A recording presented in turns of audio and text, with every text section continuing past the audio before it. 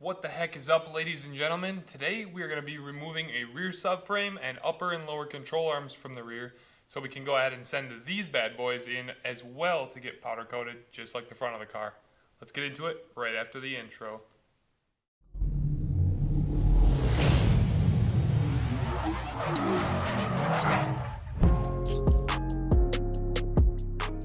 We're going to start by jacking the rear of the car up and putting the rear on two jack stands.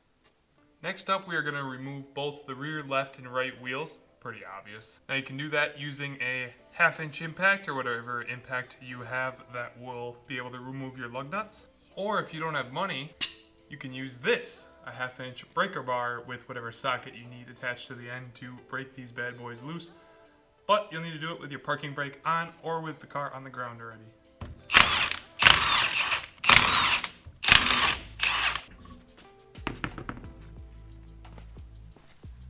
So the next thing you're going to want to do is disconnect your exhaust system, because to be able to drop the subframe out of the way, you're going to have to get past your exhaust. There are 2 bolts down here connected to the catalytic converter. You have one rubber hanger right here, another rubber hanger right here, and another rubber hanger right here. And then there's also going to be one other rubber hanger right here. So you'll just need to get all of those loosened up. You can use a silicone lubricant spray to spray in here to loosen all of the rubber hangers up. I am going to be using PB Blaster, which you do not want to use. That's not something you want to use, but it's all I have, and I'm probably going to be replacing these anyways. So let's get to it. 2 more things. Also, use safety glasses. The second thing, there's another rubber bushing right here.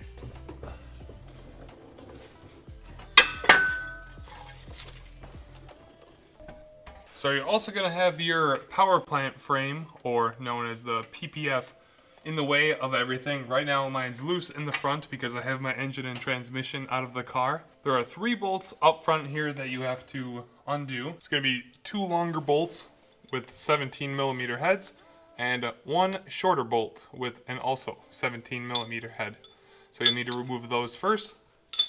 And then there are a ton of plastic clips along the way. You'll just have to go behind them and pull them out, press the 2 tabs together, and slide the clips out. There are also 2 more 17mm bolts here in the back. A lot of the time in rustier areas, and just any area in general, to be completely honest, they get seized in the differential. Mine are seized. I tried to use a Milwaukee 1/2 inch with a 9.0 battery on it, and it sheared around the head. So these are currently stuck in this diff.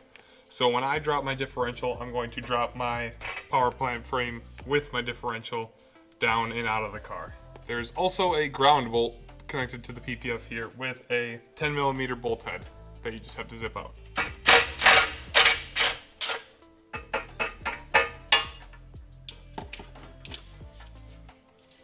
So next we're going to want to remove the rear sway bar and get that out of the way. You should soak all your bolts in PB Blaster for a little bit.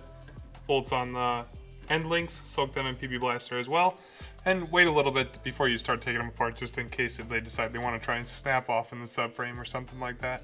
Alright, now that you've waited a little bit, we can attempt to try and remove these nuts from the rear of the subframe.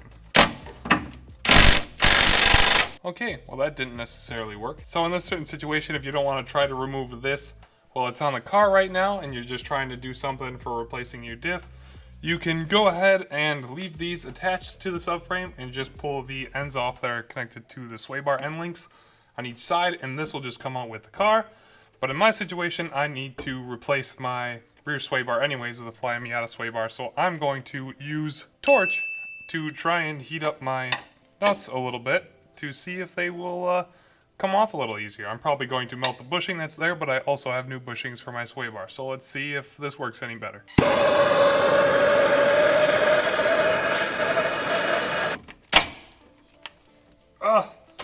Works like a charm. Look at that, takes it right out. So if you can get your hands on a map torch and you got some new rubber bushings, gets it out perfectly. Beware of hot falling rubber. Let's see if the other side wants to come apart yet before I torch them. That's a big NO on that one, Kowalski.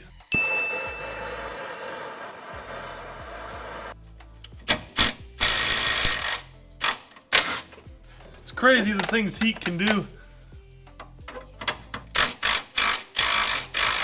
So we're actually going to try and remove the sway bar from the bolt here on the bottom of the sway bar end link, just because it's easier to get to with my impact and my wrench instead of this one up here. But you could always just take 2 wrenches and go for this one up here. Alright, Mr. Bolt, I ain't playing around anymore.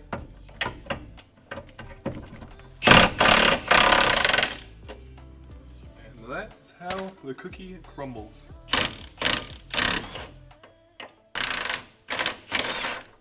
Good old hyper tough Walmart hammer. Caution, bolt may be hot. Extremely.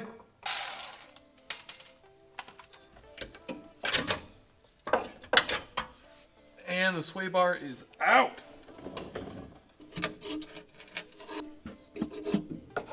So the next step here is to be able to disconnect the brake caliper from the actual subframe itself. Now you may lose some brake fluid doing this, and you may have to re-bleed this rear left caliper, but that's all just the fun of replacing the subframe. I am going to go ahead and spray this down with some PB Blaster first before I go ahead to decide to try and break it loose. And then I'm just going to wait a few minutes before attempting to actually try and break it free. So now that we've waited a little bit, we're going to take a 10mm flare nut wrench, or just a 10mm wrench, but this works a lot better to try and get it free. Put it around that. Hopefully it'll come loose here and not break. Oh, Nelly.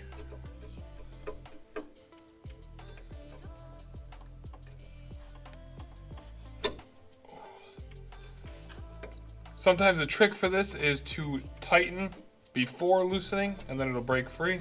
And if you do decide to attempt to hit it with a torch, be careful of the burning brake fluid that is coming out, because that will hurt a little bit.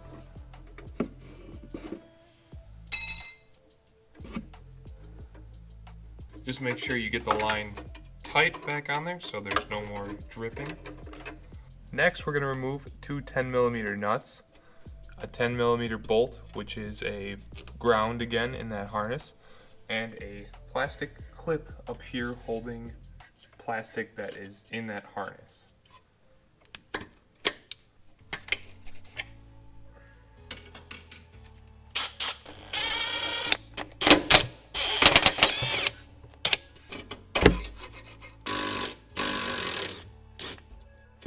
There we go.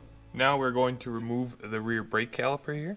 Pull this little dust cap off, and then take a 10mm wrench and loosen up this nut. Bolt, actually, sorry. And slide it off of this slide pin right here. And then you can let all of this kind of hang down. You can support it from something as well, but I'm just going to let it hang down like this for now. Same goes for this side.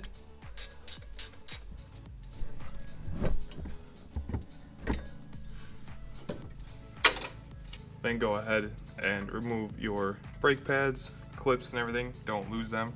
Should do the same on the other side before you do this side, but I forgot to mention it. Remove your rotor. And now when we go to remove the upper and lower control arm, you can take this whole thing out of here if you want to disconnect the nut. Otherwise, you can go ahead saying these are 2-piece axles. You'll be able to disconnect the axle from the inside there and just pull this out with the axle and keep the hub and everything connected and not need to pull this axle nut. Alright, this is not how I advise anyone to take these out, but it's all I have, so that's how we're going to be getting it out. I took a 14mm 1/2-inch socket with a swivel extension and a roughly 4-inch to 5-inch extension here. And we're gonna go ahead and get it out with my big impact, saying it doesn't want to move at all with the smaller impact.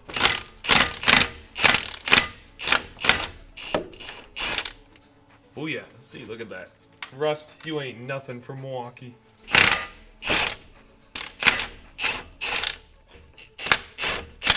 So now it's time to take the bolt out of the top and the bottom.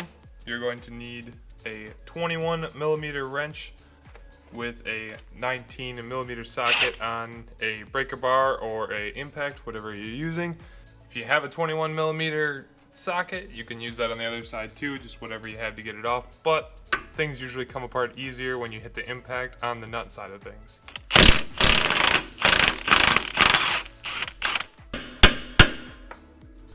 Good thing we had actually already bought a 21mm shallow socket, so let's see if we can get this bolt to move in this bushing at all.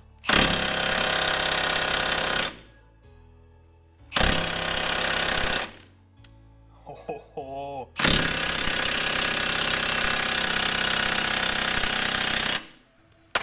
That's a big NO. Once again, we bust out the handy dandy map torch. We're gonna put a counter in this video on how many times I had to use this thing to get this apart.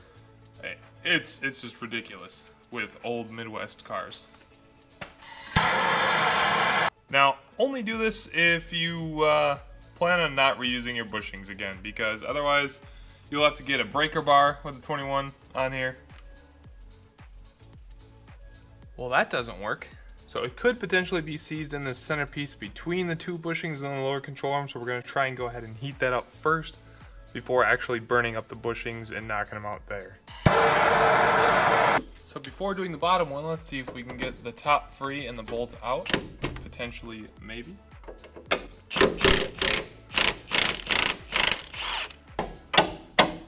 Oh, crazy stuff.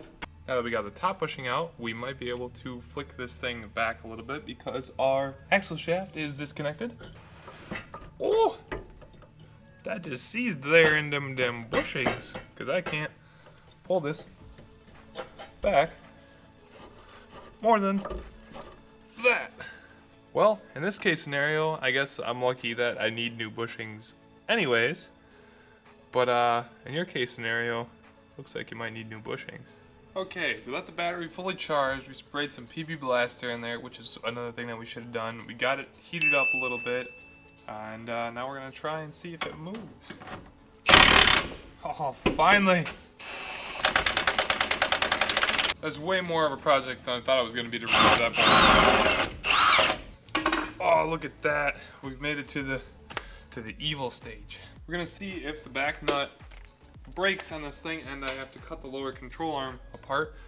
It's something I've not been looking forward to, and we're gonna find out if we have to do it. Hopefully we don't, but we might.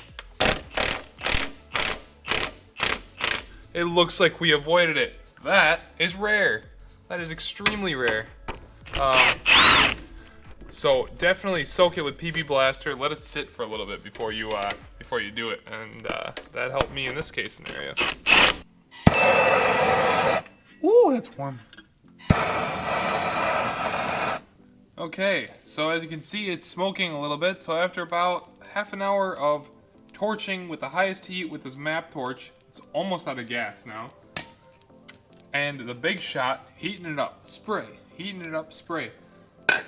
We finally got this bolt loose. It was seized like a mother hecker in there. It's not out yet, but oh my goodness, it'll be out shortly. Yeah! Haha, doubly lucky. Man, that's hot, probably. Wow! All right, next we're gonna move the lower control arm bolts to get both this lower control arm and that lower control arm out. There are markings on your eccentric bolts, the little plates right here. You want to go ahead and make sure if you're not powder coating or repainting this, just mark it with a paint marker so you know where to set it when you put everything back together. I'm powder coating mine, so I took pictures of everything with my phone. I'm gonna have to get a different alignment anyways once my car is lowered on the VMAX coilovers. There's one, and there is two.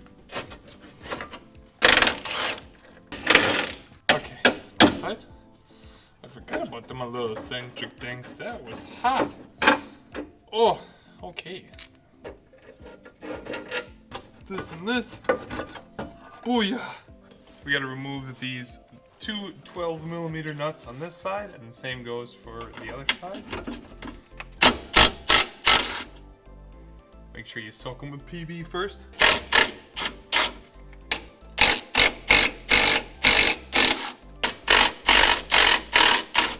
Next, we're going to crack both these diff mounting nuts loose. We don't want to fully remove them yet, though. on both sides of the subframe we have a mounting nut, bolt, and nut, and they're all 19 millimeter. Well, the socket for them is 19 millimeter, and it's the same for both sides. We're gonna go ahead and remove all the nuts right now, all around, and we're going to loosen this bolt until we get all of this up on a jack, and then we can go ahead and pull that bolt. I don't know how this is gonna go with my power plant frame still attached. It could be a big bumble and mess, but let's hope it's not too bad. Now we're going to loosen these subframe mounting bolts.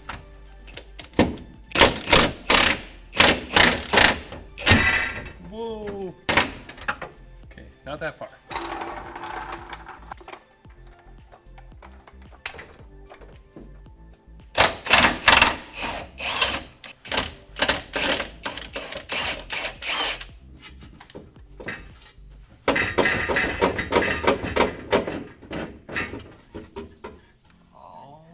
Oh, come on, buddy. We got it. Whoa! That's not how fast I want to go. Ha! Smoother than the front. Now I'm going to go ahead and remove the diff from it. For all you two-piece axle owners out there with the early NAs, you don't have to worry about leaking any fluid.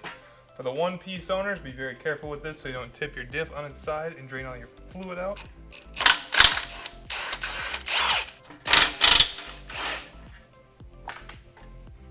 Oh yeah. This is what an open diff looks like, guys. Crappy, leaky open diff that's going to explode. And heckin' simple as that. That is how you remove a subframe from an NA6 and NA8 Miata. Not sure if it's the same for the NBs, but I'm guessing the steps are relatively close. If you haven't gotten a chance to yet, go ahead and check out my other tutorials on my channel, as well as all the videos for the Joker build Miata, where we're going ahead and making this one unique Miata that will be for sure. And I make all other sorts of sweet Miata and car related content down there. I got Rice or Nice, I just got vlogs, I got just doing all sorts of fun, crazy, awesome things. So just go ahead and hop on the bandwagon and come on over and watch some sick videos here at the Storm Garage. Till next time, guys, peace.